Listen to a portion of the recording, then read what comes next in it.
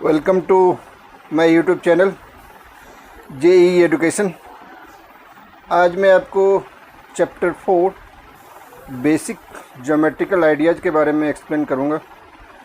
इसके ही एक्सरसाइज आज शुरू करूंगा। तो चलिए हम लोग आज शुरू करते हैं exercise 4.1 of basic geometrical ideas.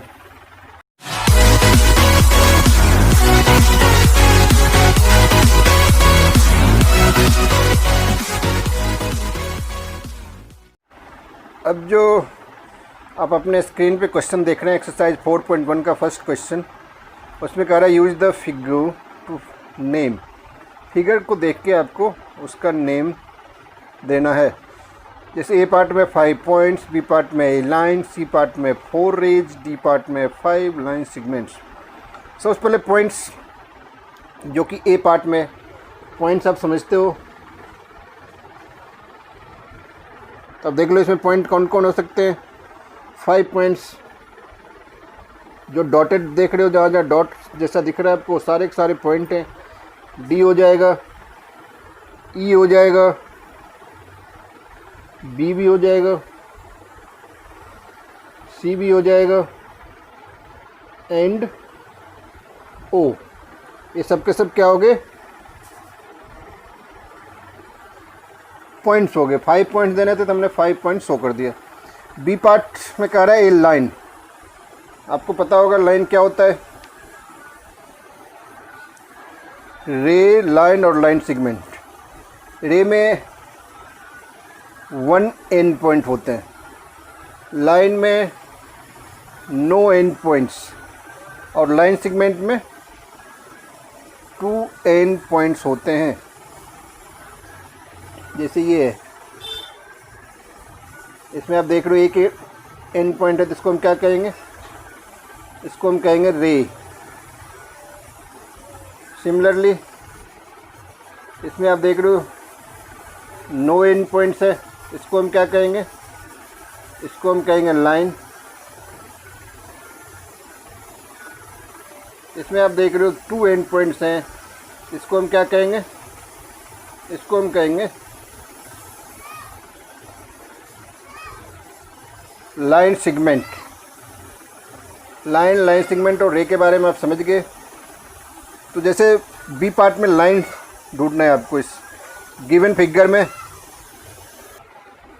तो आपके पास जो फिगर है उसमें आप लाइन सर्च कर सकते हो। आपको समझ में आ गया लाइन क्या होता है, जिसके कोई एंड पॉइंट्स नहीं होते हैं। जो गिवन फिगर है उसमें आप ध्यान से अगर देखो तो आपको दिखेगा कि बी डी या डी बी जो है उसका कोई एंड पॉइंट्स नहीं है। तो बी का आंसर वही हो जाएगा बी डी। सीधा बी डी भी आप लिख सकते हो, या चाहो तो इसके ऊपर ऐसे करके सो भी कर सकते हो। बी डी क्या हो गया हमारा? ए लाइन। अब नेक्स्ट है 4 रेज। रे के बारे में भी मैं आपको एक्सप्लेन किया हूँ। रे में क्या होता है? ओनली 1 एंड पॉइंट होता है। तो ढूंढ लो इसमें कि कहाँ कहाँ रे हैं। तो कम से कम 4 रेज होने चाहिए। जैसा कि मैं देख पा रहा हूँ इसमें ओ डी भी रे है, ओ सी भी रे है, ओ डी, ओ सी, ओ बी और ओ ई। ये सब के सब क्या है? ये सब के सब रे हैं। इसको भी ऐसे करके शो कर सकते हो। क्यों ऐसा किया हमने? क्योंकि रे में ओनली 1 एंड पॉइंट होते हैं। अब लास्ट जो इसका है डी पार्ट, उसमें कह रहा है 5 लाइन सेगमेंट। लाइन सेगमेंट आपको पता है कि इसके 2 एंड पॉइंट्स, 2 एंड पॉइंट्स होते हैं। 5 लाइन सेगमेंट्स। अब जैसे कि डी देख रहे हो, डी पे भी डॉट है, ई पे भी डॉट है। डी लिख सकते हो, ओ ई लिख सकते हो, O E, O B, O C, DE, BE, ये सब के सब क्या हो गए? ये सब के सब लाइन सेगमेंट हो गए, जो कि गिवन फिगर में हमें दिख रहा है, हमें साफ साफ दिखाई दे रहा है। इस तरह से जो फर्स्ट क्वेश्चन के चारों पार्ट्स थे वो आपको समझ में आ गया होगा। इसमें मेन चीज़ है कि पॉइंट्स क्या होता है, लाइन क्या होता है, रे क्या होता है और लाइन सेगमेंट, वही आपको इस फिगर से ढूंढ के बताने हैं। जो आप नेक्स्ट क्वेश्चन अपने स्क्रीन पे देख पा रहे हो, क्वेश्चन नंबर 2, उसमें कह रहा है name the line given in all possible ways choosing only 2 letters at a time from the 4 given. Total 4 letter given है, ABC एंड D। इससे आपको जितने भी पॉसिबल वेज हैं उससे आपको लाइन ढूंढना है और उसका नाम देना है, नेम। जो आप देख रहे हो एक स्ट्रेट लाइन है, इसमें लाइन कौन कौन है? AB, BC, CD। AB के बदले AB भी लिख सकते हो, उसको BA भी लिख सकते हो, BC भी लिख सकते हो, CB भी लिख सकते हो, CD भी लिख सकते हो और DE भी लिख सकते हो। इसी तरह से CA भी लिख सकते हो, AC भी लिख सकते हो।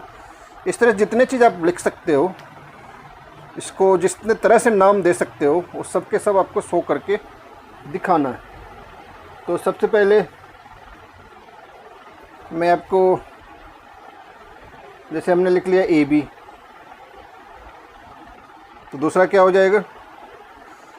AB अगर आप लिख सकते हो तो BA भी लिख सकते हो। सिमिलरली जब BC लिख सकते हो तो CB भी लिख सकते हो। अगर CD लिख सकते हो तो DC भी लिख सकते हो।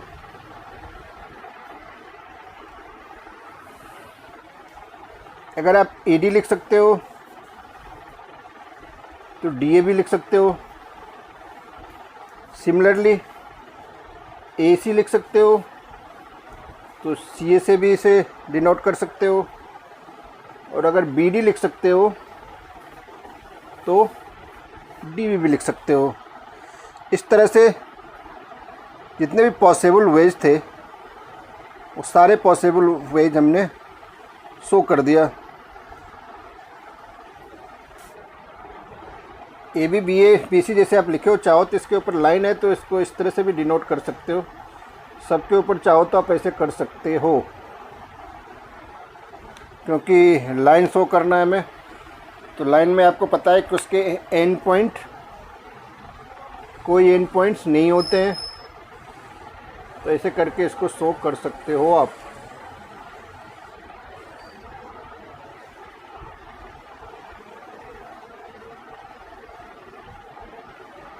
इस तरह से आपका जो सेकेंड क्वेश्चन था वो कंप्लीट हो गया और मुझे पूरा यकीन है कि आपको समझ में भी आ गया होगा। अब हम लोग चलते हैं क्वेश्चन नंबर 3 की तरफ। अब जो थर्ड क्वेश्चन अपने स्क्रीन पे देख रहे हो उसमें कह रहा है use the figure to name. यहाँ भी फिगर को देख करके आपको नेम राइट डाउन करना है। जैसे ए पार्ट है इसका, line containing point E, line passing through A, line on which O lies, 2 pairs of intersecting lines. तो सबसे पहले हम फर्स्ट देखते हैं ए पार्ट में क्या कह रहा है। ए पार्ट में कह रहा है लाइन कंटेनिंग पॉइंट E। ऐसा लाइन आप सर्च करो जिसमें एक पॉइंट E होना चाहिए। आप देख लो E कहाँ है, लाइन होना चाहिए तो E साफ साफ में दिख रहा है। E क्या है, एक लाइन है और इसमें पॉइंट E आ रहा है, इसीलिए ए पार्ट का आंसर हो जाएगा AE। सिमिलरली जब आप बी पार्ट करोगे, बी में कह रहा है लाइन पासिंग थ्रू A। ऐसे लाइन फाइंड आउट करो जो कि A से पास हो रहा है। इसमें भी चाहो तो आप AE लिख सकते हो, क्योंकि AE जो लाइन है वो A से पास हो रही है। अब नेक्स्ट पार्ट जो इसका है सी पार्ट। सी पार्ट में कह रहा है line on which O lies, ऐसे लाइन जिस पर ओ लाई कर रहा है तो डायरेक्ट आप ओ सी लिख दो, ओ सी पर ओ लाई कर रहा है। अब जो इसका नेक्स्ट और लास्ट पार्ट है डी पार्ट, उसमें कह रहा है 2 pairs of intersecting line, 2 line जो कि 2 पेयर हों उसके जो कि इंटरसेक्ट करते हैं एक दूसरे को। तो उसमें आप ध्यान से देख रहे हो O C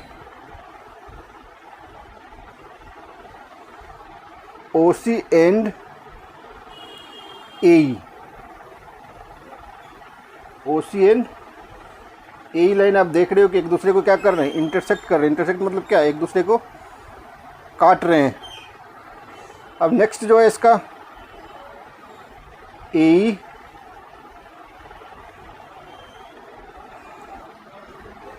and E F, ये भी लाइन जो हम देख रहे हैं वो लाइन इंटरसेक्ट कर रही है। इंटरसेक्टिंग लाइन कैसे, जैसे एक लाइन इधर से आ रही है, एक लाइन इधर से आ रही है, कहीं भी इंटरसेक्ट होना चाहिए। इस तरह के लाइन को हम क्या कहते हैं, इंटरसेक्टिंग लाइन कहते हैं।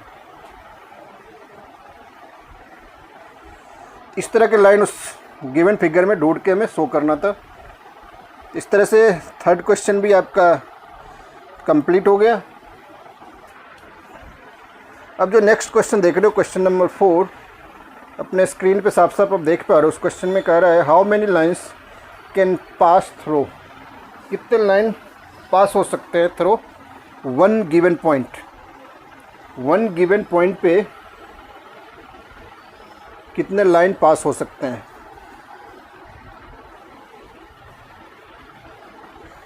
Infinite number of lines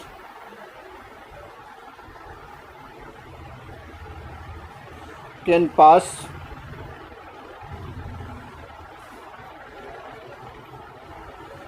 throw a single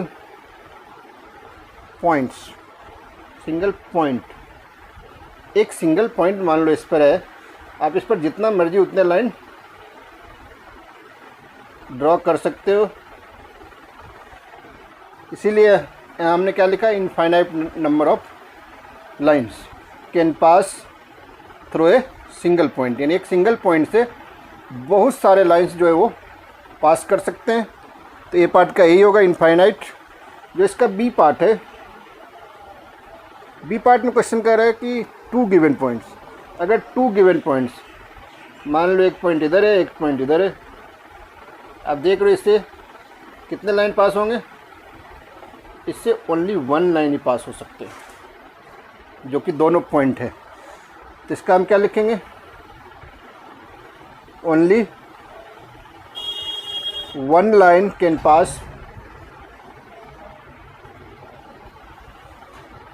through 2 given points.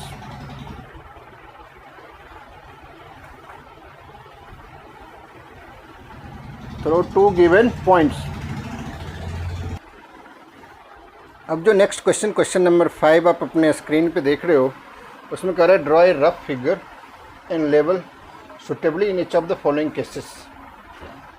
आपको रफ ड्रॉ करना था, जो कि मैं अब देख लो रफली मैं ड्रॉ कर भी चुका हूँ।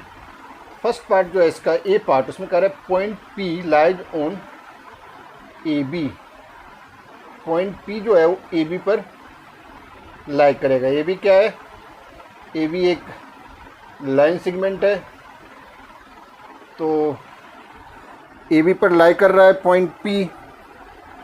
एक लाइन सेगमेंट आप ए बी बना लो पहले, जैसे ये हमने बना लिया ए बी, इसमें कहीं भी एक पॉइंट पी डिनोट कर दो, यही हो गया आपका point P lies on A B. अब जो बी पार्ट आप देख रहे हो, इसमें कह रहा है X Y and P Q intersect at M. 2 लाइनें जो एक दूसरे को इंटरसेक्ट कर रहे हैं, कहाँ पे कर रहे हैं, एम पर इंटरसेक्ट कर रहे हैं। तो 2 लाइन, एक लाइन हमारा है एक्स वाई, दूसरा है पी क्यू। एक को आप एक्स वाई लेट कर लो,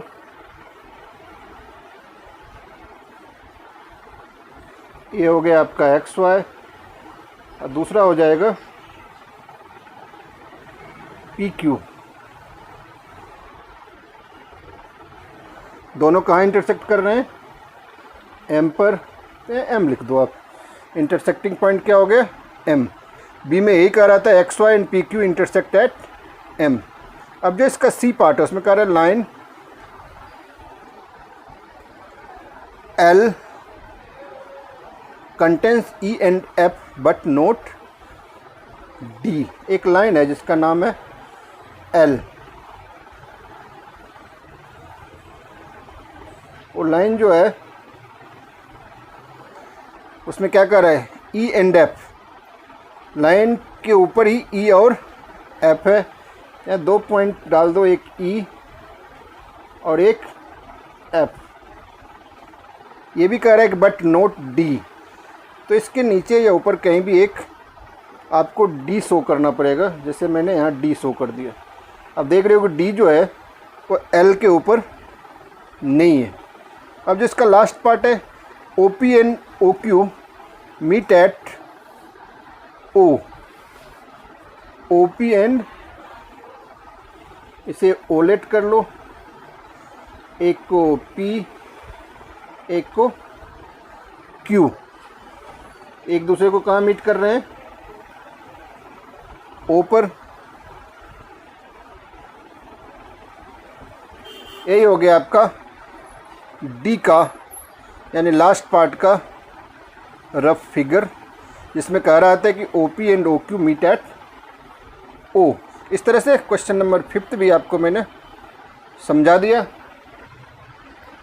अब जो आप क्वेश्चन नंबर 6 अपने स्क्रीन पे देख पा रहे हो उसमें कह रहा है कि consider the following figure of line M N, से whether the following statements are true और false in context of the given figure.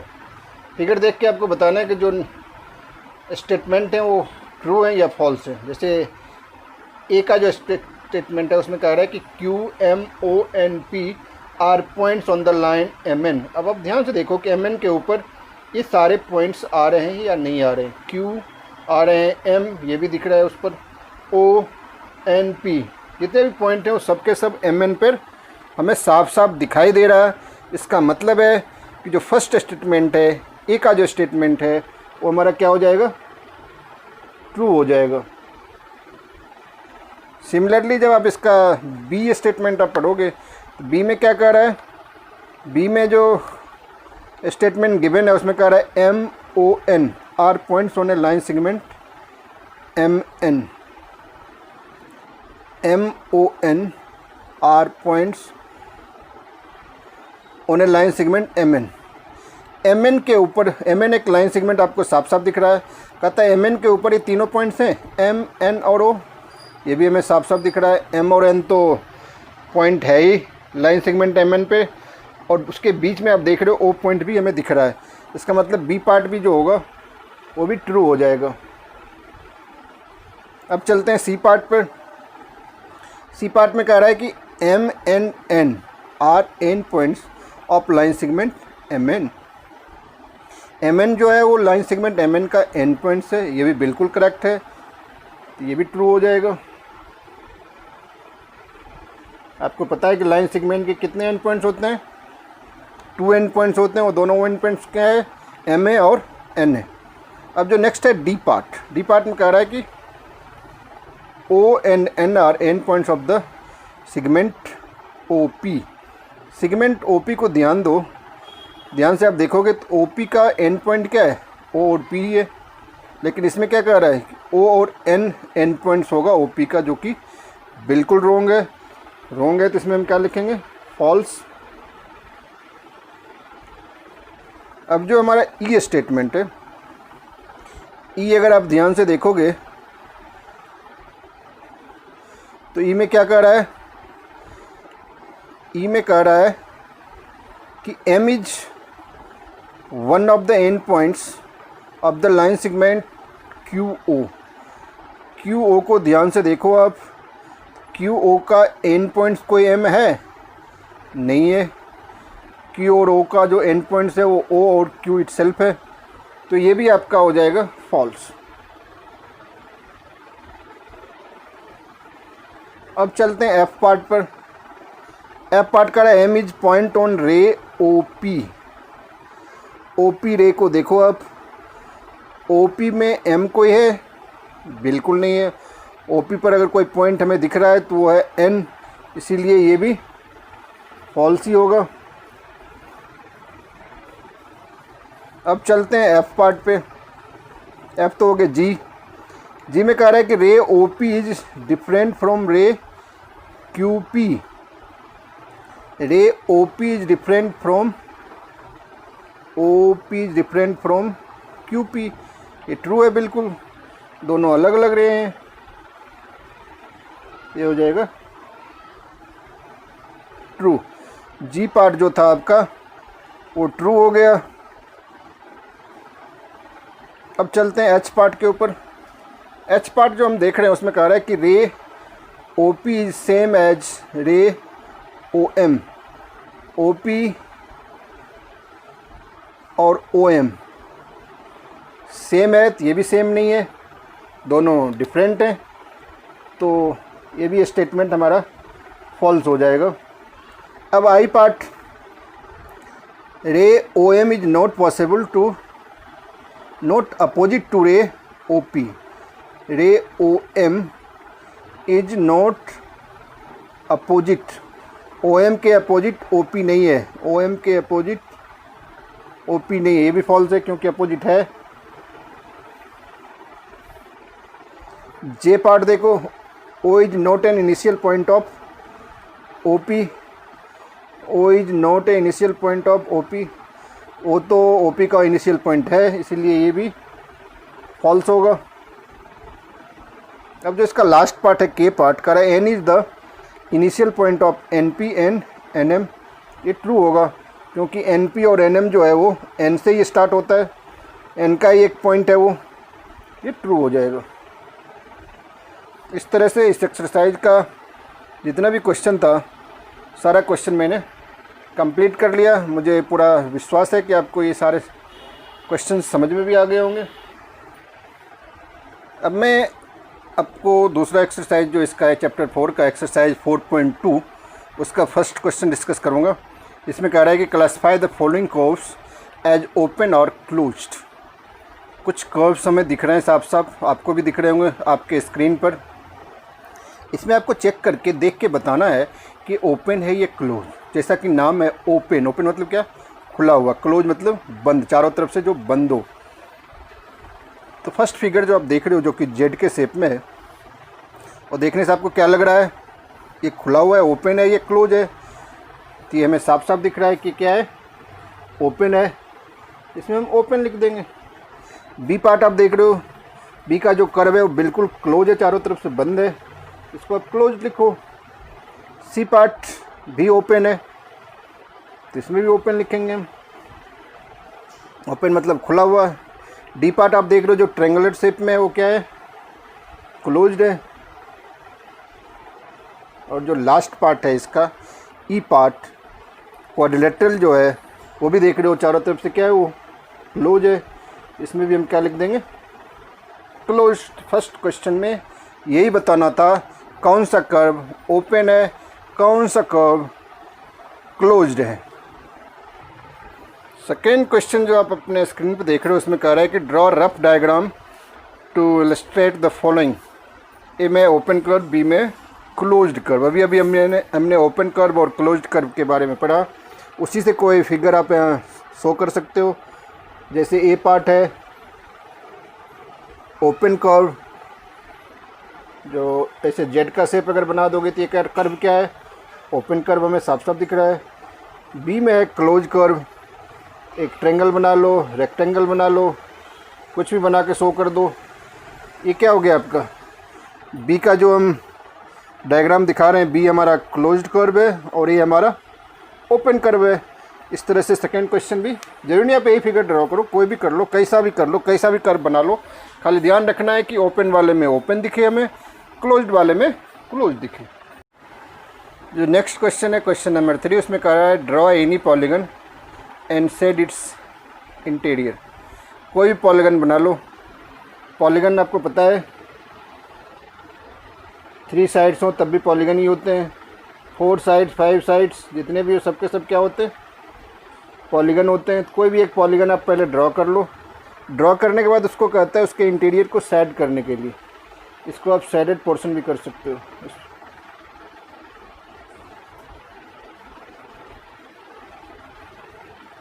इसको शेडेड कर लो। यही आपका थर्ड क्वेश्चन का आंसर हो जाएगा।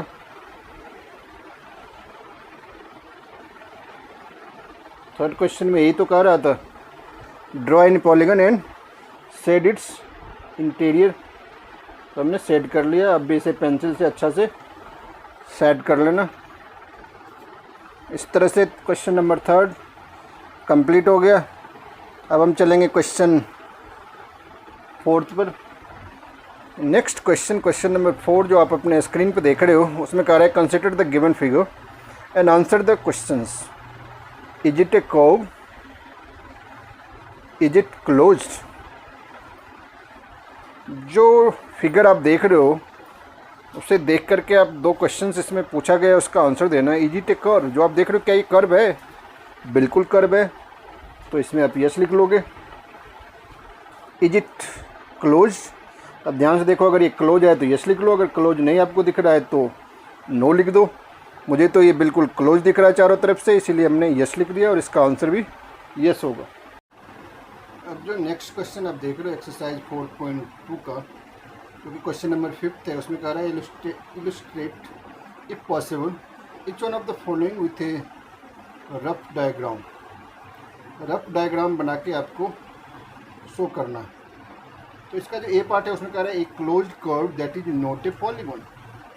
तो जो ए पार्ट मैंने ड्रॉ कर लिया है, जो एक सर्कल आप देख रहे हो, वो सर्कल जो होता है वो पॉलीगॉन नहीं होता है।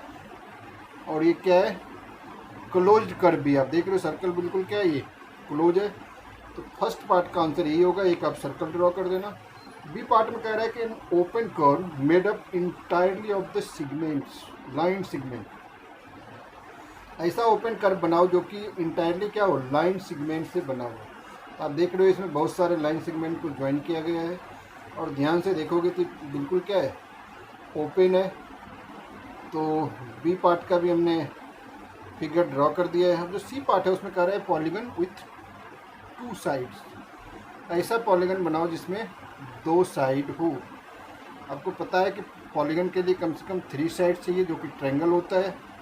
तो 2 साइड से कोई पॉलीगन हम ड्रॉ नहीं कर सकते हैं।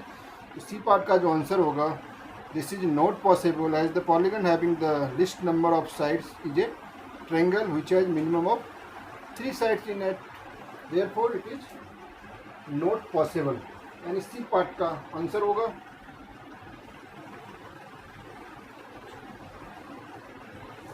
It is not possible. It is not possible because a polygon has minimum of, because a polygon has minimum of 3 sides। कम से कम 3 साइड्स होने ज़रूरी हैं एक पॉलीगन के लिए, इसीलिए 2 साइड से हम कोई पॉलीगन ड्रॉ नहीं कर सकते हैं, इसीलिए ये पॉसिबल नहीं है।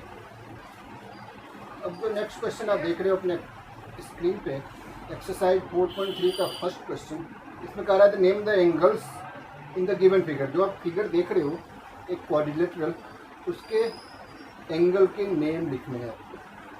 एंगल के नेम लिखने आते हैं। तो फर्स्ट एंगल होगा इसका, फर्स्ट एंगल होगा ABC। इस एंगल को आपको शो करना है, उसको आप बीच में लिखो। ABC मतलब क्या, जो एंगल B आप देख रहे हो, B एंगल को हम डिनोट करेंगे एंगल ABC से। नेक्स्ट होगा हमारा एंगल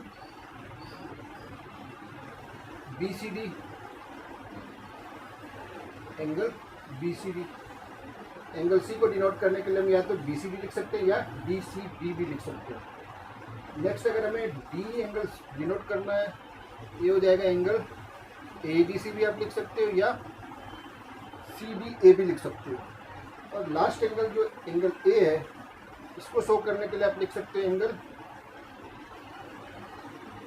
बी ए डी या बी ए बी। इस तरह से चारों एंगल का नाम यही होगा जो मैंने आपको अभी आपके स्क्रीन पे लिख के दिखाया है। Angle A B C, angle B C D, angle A D C and angle B A D. अब जो नेक्स्ट क्वेश्चन आप देख रहे हो, क्वेश्चन नंबर 2, इसमें भी फिगर गिवन है। आपको फिगर को देख करके उसको ऑब्जर्व करके आपको जो क्वेश्चन गिवन है उसके आंसर देने हैं। पार्ट है इसका, in the interior of D O E जो एंगल बन रहा है उसके इंटीरियर में क्या क्या है ये आपको बताना है। डी ओ ई आप ध्यान से देखो तो उसके इंटीरियर में सिर्फ एक पॉइंट हमें दिख रहा है, वो पॉइंट हमारा है ए, यानी ए पार्ट का आंसर भी हो जाएगा ए।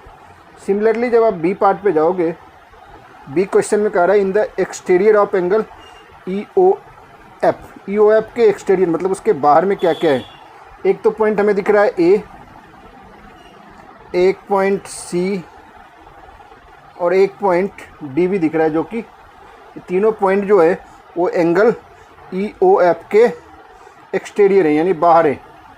अब जो नेक्स्ट इसका एंगल, इसका पार्ट सी पार्ट है, उसमें कह रहा है on angle E O F के ऊपर जो पॉइंट है, ई ओ एफ के ऊपर कौन कौन पॉइंट हमें दिख रहा है। एक तो बी है, एक ई ओ एफ इटसेल्फ है। ये सारे के सारे B E O and F जो है पॉइंट वो एंगल ई ओ एफ के ऊपर हैं। अब जो क्वेश्चन आप अपने स्क्रीन पे देख रहे हैं, एक्सरसाइज 4.3 का थर्ड क्वेश्चन, उसमें कह रहा है draw rough diagrams of two angles such that they have one point in common. ऐसे दो एंगल ड्रॉ करने जिसके एक पॉइंट क्या होना चाहिए, कॉमन होना चाहिए। जो ए पार्ट का ड्राइंग मैंने पहले से करके रखा है, इसमें देख रहे हो दो एंगल हमें साफ साफ दिख रहा है, एंगल बी ओ ए और एंगल सी ओ डी। इसका एक कॉमन पॉइंट क्या है, ओ है। यहाँ आप लिख सकते हो angle A O B and angle C O D have point O in common. ये हो गया आपका ए पार्ट का जो रफ ड्राइंग हमें करना था, रफ डायग्राम बनाना था, वो बना के आप चाहो तो एक लाइन जो मैंने अभी लिखा है वो लिख भी सकते हो। अब बी पार्ट है two points he common in common. इसमें दो पॉइंट आपको कॉमन दिखाना है दो एंगल के बीच में। तो यहाँ देखो दो एंगल क्या है, A O B and angle B O C. इसमें दो पॉइंट कॉमन क्या है, O as well as B, यानी ओ और बी क्या है इसमें कॉमन है। तो इसमें भी वही आप लिख दो, angle A O B and angle B O C have points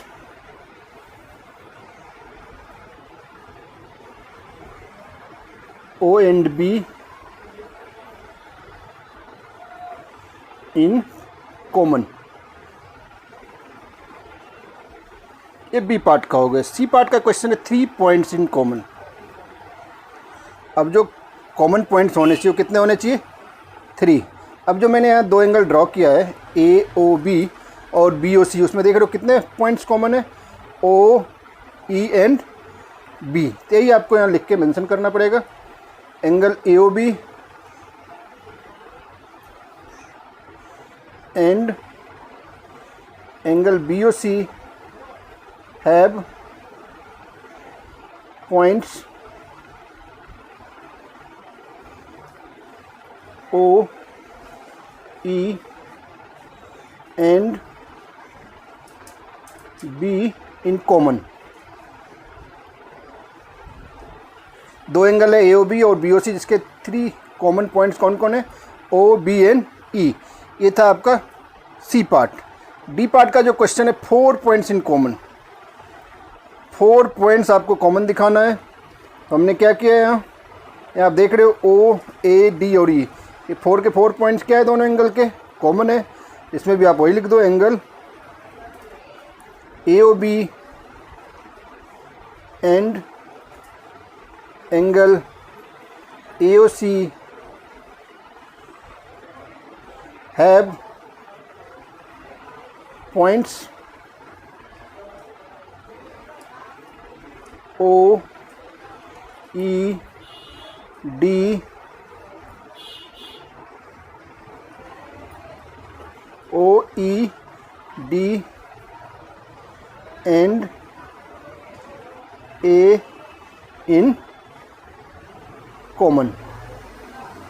अब जो इसका लास्ट पार्ट है डी पार्ट का क्वेश्चन कह रहा है कि 1 रे इन कॉमन, जिस एंगल का 1 रे जो होना चाहिए वो कॉमन होना चाहिए। डी ने ई पार्ट अब हम कर रहे हैं, ई पार्ट हमें बताना है 1 रे इसका कॉमन होना चाहिए। तो अब जो ई पार्ट का देख रहे हो यहाँ डायग्राम, इसमें ओ सी रे क्या है, ओ सी रे दोनों एंगल ए ओ सी और एंगल बी ओ सी के लिए क्या है, कॉमन है। तो हम लिख लेते हैं ray O C is common for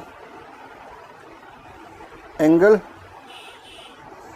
a O C and angle B O C. तो यही आपका ई पार्ट जो क्वेश्चन नंबर 3 का था, सारे पार्ट ए टू ई हमने आपको रफ डायग्राम बना करके शो कर दिया। मुझे पूरा यकीन है आपको समझ में भी आ गया होगा।